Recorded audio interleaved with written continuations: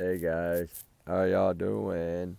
I'm wore out. I'm tired of getting sprinkled on. I trying to make videos. I keep getting rained on. Fire's not doing too well either. It's starting to get a little bit better now, but it's not that great right now. Hopefully it'll stick with us for a little bit. I just wanted to come on for a minute and talk a little bit about Sebastian Wayne Drake Rogers. I did a little bit on Idaho. I did a new case on Lauren, and uh, my goal was to do Jack the Ripper tonight too, but with the weather being, I mean, literally sprinkling right now, like it keeps like missing and stopping. But it's been raining all day. It rained on us at work all day too, so the wood's all wet too. It's kind of a nasty night, but I'm still trying to do it for y'all guys. Get some fire chats out for y'all. So I want to take a few minutes just to talk a little bit about Sebastian because we didn't get justice today yet, and I'm gonna start counting down the days because I know it's coming. I feel it's coming, right? I don't know it, but I feel it's coming. In my opinion, it's coming. Allegedly, in my opinion, it's coming. Take this as my big alleged bubble. Remember that. It's just allegedly. Trigger warning also. Times 100 million or 200 million, whatever you want to say. Uh, but, y'all's comments, y'all's alone not to reflect the channel, right? We do our research together. We're a big, hard little family. So don't worry about my big alleged bubble. Just take it and like a grain of salt, right? Bottom of the ocean. But anyway, we're fixing to go back up there for a couple of days, and I'm hoping the weather would cooperate. I was going to sneak off today. I wasn't going to tell y'all, but I was going to sneak off today, and then they got that 31 degrees. All that crazy stuff's going on right now in Tennessee, so I'm going to wait a few more days for it to kind of, I'm hoping, blow over and get as long as it'll get above freezing where, it's not ice everywhere if we're trying to search, right? That's no good. You can't search if you're freezing, right? That's how I see it. So hopefully it's going to get better. It looks like it's going to be better in about 4 days. So that, I know tomorrow my last day, but that'll be perfect. I'll still have a few days left, so I can still get down there for a day or two. There's some areas that I really want to target over by that wedding chapel, and then one more spot over by Easy Days, kind of by Yogi, between Yogi and Easy Days. There's a couple of little old abandoned places I want to check there and look at them. They're just, I don't know. We'll see. We'll look at them, see what they are. But, I wanted to come on for a minute and, little Sebastian Wayne Drake Rogers, he was 15 when he went missing, February 26th, 2024, out of Hendersonville, Tennessee. Last seen by his mother, Katie Proudfoot, that night when he went to bed. Last seen by us on the 25th of February at the Texas Roadhouse. That's the last known sighting of him that we've actually got to see. We haven't seen everything, I guess, but that's what we've got to see, right? That's all we know right now at this point. So that's what we have to go by, right? We know FBI's flyer says he was seen on the 26th in the Henderson Stafford Court area, right? So we know that supposedly he was seen there on the 26th, according to them, and which his mother, Katie Proudfoot, and his stepfather, Christopher Proudfoot, that live at that home, and his bio dad, Seth Rogers, that lives in Clarksville, Tennessee. His mother works for Brink Security, and his stepfather is a crane operator, or was. I don't know if he still is, whatever, but he was doing a project in Memphis, of all places, at St. Jude's Children's Hospital, right? With a bunch of CPS reports on his belt. I don't know how he got that job. But anyway. And then Seth Rogers worked for the Sheriff's Department in Clarksville, or Nashville, whatever it is, Clarksville, one of them. I know he's out of Clarksville, because it says Sebastian Wayne Drake Rogers has ties to Clarksville, Tennessee. So I know Seth lives there, or lived there. I don't know. I guess he still lives there. But the bio father's been the only one really actively begging, pleading, searching, talking, spreading awareness, flyers, has a team, Dog Bounty Hunter, some other ones. Shout out to all of them. They're doing an amazing job. You keep putting out flyers, keep spreading the word, keep looking, keep looking, keep looking. That's all we can do. Uh-oh. Oh, it's starting to rain. I knew it was going to come on me. I knew it. I knew it was damn sure shooting. As soon as I started this one, it was going to come on me. But he was last seen, supposedly his mother. We got three stories. He went to bed at 9, he went to bed at 10, and then after 10. She heard a thud, she didn't hear a thud, she heard a thud, she talked to him, she didn't talk to him. He yelled back at her, he did yell back at her. I don't know. It's a bunch of wishy-washy. His mother's told three stories. She didn't speak or beg for a child for 8 days. She never really technically begged for him, which threw red flags all over from here to freaking Tennessee to Australia, right? The red flags have flown everywhere. And they never searched up until what? Well, the mother's never searched. The only time the mother, I'll take that back. I'm sorry. Let me apologize to say the mother never searched. Uh, the mother did search on the morning Daddy went missing. She did search for 30 something minutes before 911 was called. In the car, not in the neighborhood where she thought he could be on foot, right, with no shoes and no backpack. So he wasn't going to school, but she thought he was going to school without his shoes, without his backpack, without his phone. She thought somehow he was going out there in that 30-degree weather barefoot and going to walk to school, which he had never done in his life. He had autism. His birthday was December 7th. He's 16 now. Just giving a little rundown for some people that are new, right? And she did search that morning, but the stepfather was supposedly in Memphis, allegedly in Memphis, I'm going to say. She went to wake him up at 6 a.m. for school. He wasn't in his room. And they have like locked doors, like bring security where it wouldn't know, but evidently all the doors were locked, all the windows were locked. So how he got out of the house, I guess I don't know. He floated, I guess. I don't know. I guess he floated out the window or floated out the chimney or floated out somewhere. And then she, of course, says she doesn't know why he walked out the door. But, none of it really added up. They never found one trace of him ever. They searched probably 5 miles, 6, 7 miles around, and they had dogs and people. It was a massive search, and not one trace of this young man was found. I'm sure y'all seen a lot of the interviews, and like I said, she never begged for this child. She never showed any kind of caring for this child. But one thing that she did kind of show to me, that I go back and really look at some of these interviews, you know what she really did show, guys? Remorse. That's a tough word, too, to say, but she did. She looked more like she was crying because of what happened, and she was crying because he was missing, right, to me. That's kind of what I'm getting from it. And for the ones of you that are new, there's also a video out there, the flashlight video, which I'm sure most likely most people know about this, unless you're living under a rock. Like some people might live under rocks, right? So it's possible. But, it's oh gosh, it's so hard because so many CPS things involved in this. And the stepfather's admitted to all the CPS. But the Tinkerbell video, I call it the Tinkerbell video. Nobody else does but me, but I call it the Tinkerbell video for one reason. It's in the common area behind the house.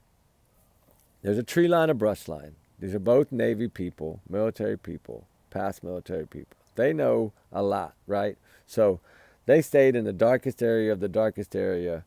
There's a car seen pulling up, a truck, car, whatever you want to call it, around 2:58 a.m., the lights were off, then they come on, then the car backs up and leaves after subject one, subject two, right? Okay. The one that comes from the house comes out with the little flashlight, runs out to meet the other one, right? Then walks out there really slowly, and then runs back to the common area and back towards looks like the back door of the home, which I don't know. Supposedly it was a trash truck, but we've ruled out that we know that one wasn't a trash truck. There was a trash truck a couple hours later. But I've always said Tinkerbell video holds the answers, holds the truth. Her leaving that morning holds the other part of the truth. The stepfather leaving for 17 hours to go pick up a camper after he had just got there to support his wife and to support and try to, I guess, be maybe a shoulder for her. He was there for a few hours and then burned off back and took 17 hours to bring his camper back. So that kind of threw a bunch of red flags. He had a bunch of scratch and bite marks on his arms. That's a bunch of red flags. And they waited 8 days to talk. That's a bunch of red flags. Then they lied she lied 3 different times about the story, kept adding. So that's 3 more red flags.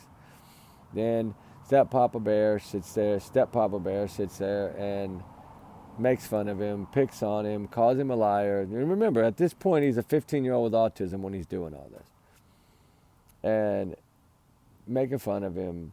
We know that he's called him the R word and all kinds of bad things. We know that he's admitted to using a belt more than once, CPS being called more than once.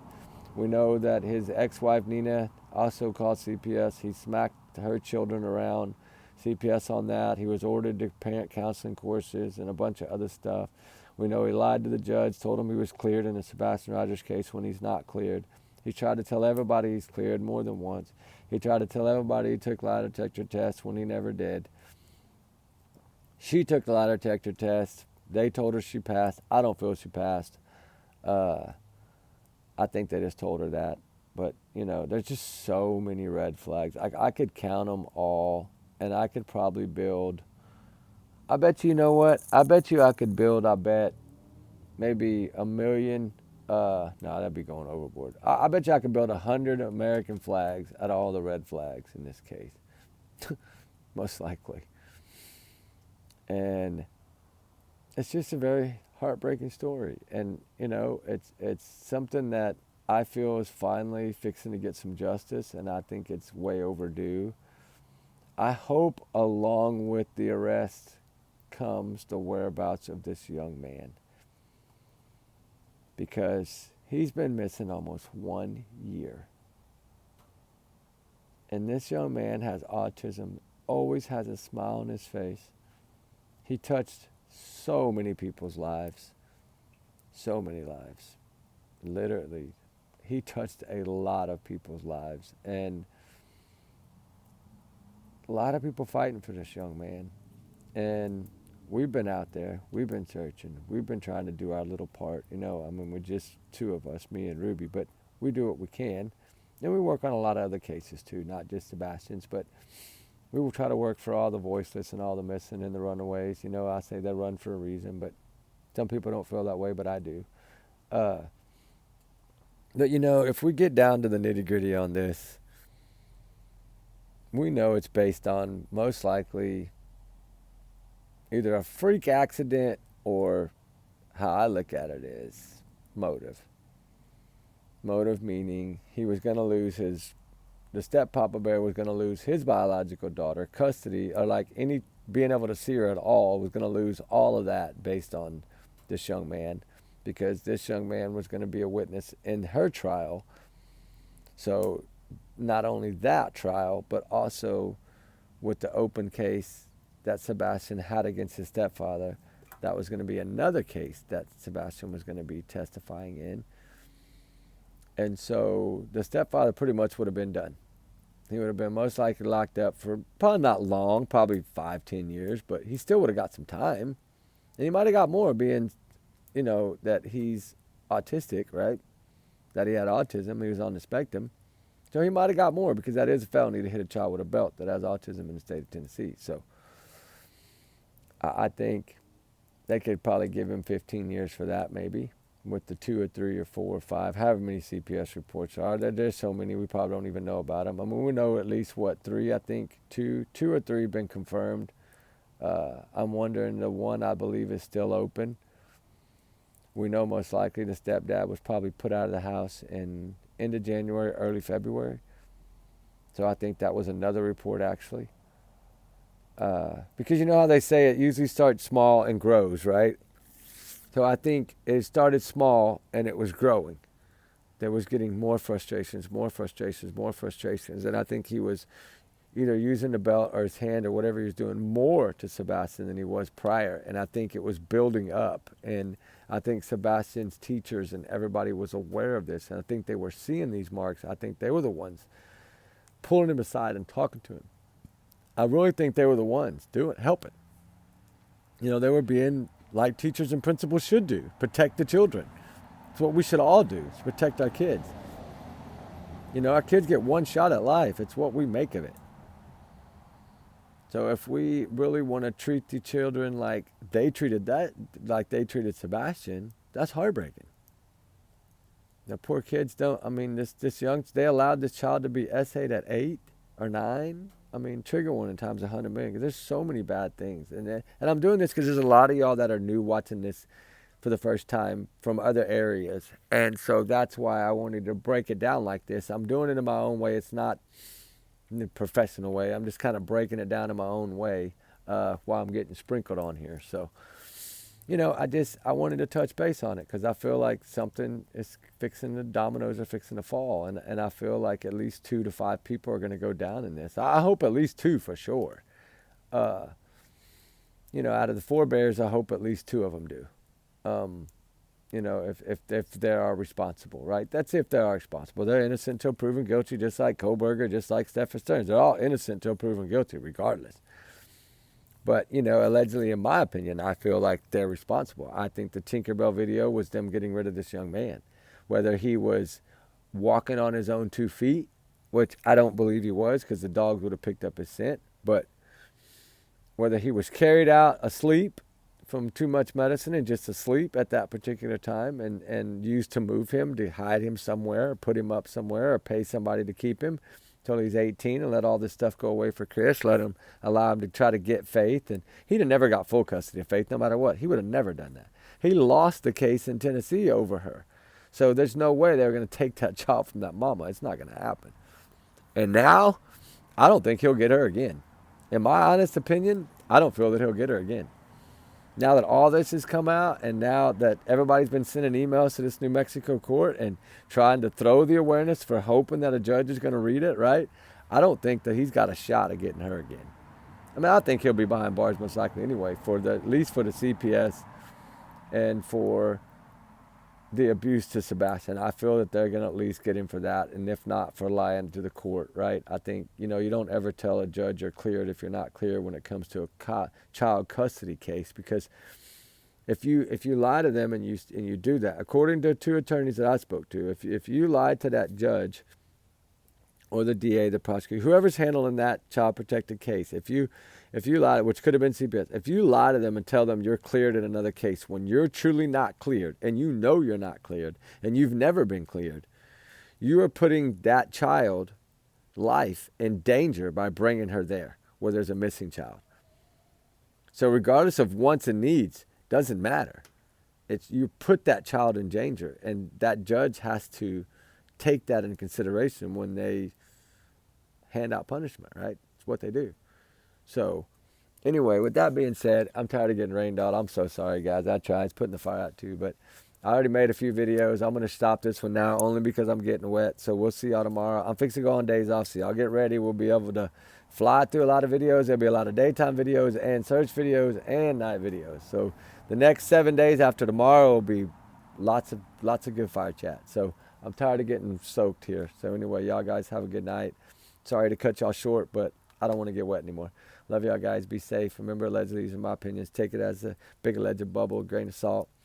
My theories, my speculation, my free speech, right?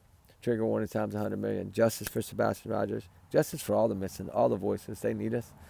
They need us to keep up the fight, to be their voice, right? That's what we got to do. Pray for them and help them. Try in any way we can. Whether it be search for an hour, or search for 5 hours, or search for a day, or search for 10 minutes. Anything is better than doing nothing. So, anyway, oh my God, that fat raindrop. Y'all guys be good, be safe. I'm finna get flooded on. We love y'all guys. We'll talk to y'all tomorrow. Okay, guys? Be good.